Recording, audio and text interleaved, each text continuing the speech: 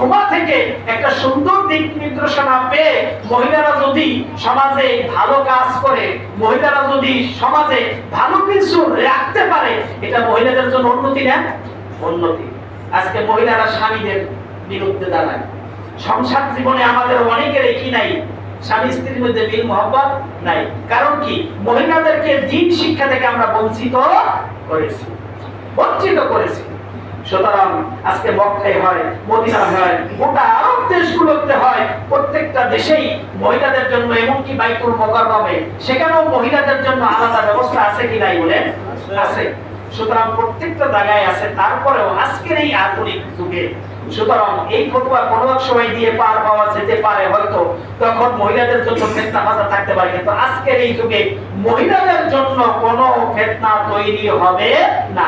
এই নিশ্চিত গ্যারান্টি দিয়েই ইনশাআল্লাহ আপনার প্রত্যেকটা মসজিদ আমি উদাত্ত আহ্বান জানাবো যে বাংলাদেশের প্রত্যেকটা মসজিদে আপনার মহিলাদের জন্য আলাদা পর্দার সহিত নামাজের ব্যবস্থা যদি করে দেওয়া যায়, অন্তত জুমার নামাজ এবং ঈদের নামাজ যদি তারা পড়তে পারে, ইনশাআল্লাহ আমাদের মা বোনরা দ্বীন শিক্ষা লাভ করবে এবং দ্বীন শিক্ষার মাধ্যমে তারা দেশ এবং জাতি, তার সন্তান, তার স্বামী, তার পরিবার, তার শ্বশুর শাশুড়ি ইত্যাদির খেদমত কিভাবে করতে হয়, এই দ্বীন শিক্ষা নিয়ে আমাদের মা বোনদের অন্তর নরম, তারা খুব ধর্মপরায়ণ।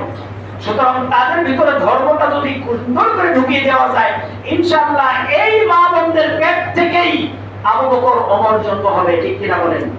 এই মা বোনদের পেট থেকেই আলী, উসমান তৈরি হবে। সুতরাং ওই মা বোনদেরকে এই শিক্ষা থেকে বঞ্চিত করবেন না, দয়া করে। বিশেষ করে এই জুমার দিন এবং ঈদের নামাজে তাদেরকে আসার সুযোগ করে দিতে হবে। কারণ হলো এই যে একটি বিরাট অংশ হলো মহিলা, বরং বাংলাদেশের হিসাব অনুযায়ী পুরুষের চাইতে মহিলা বেশি। পুরুষের চাইতে কি মহিলা বেশি?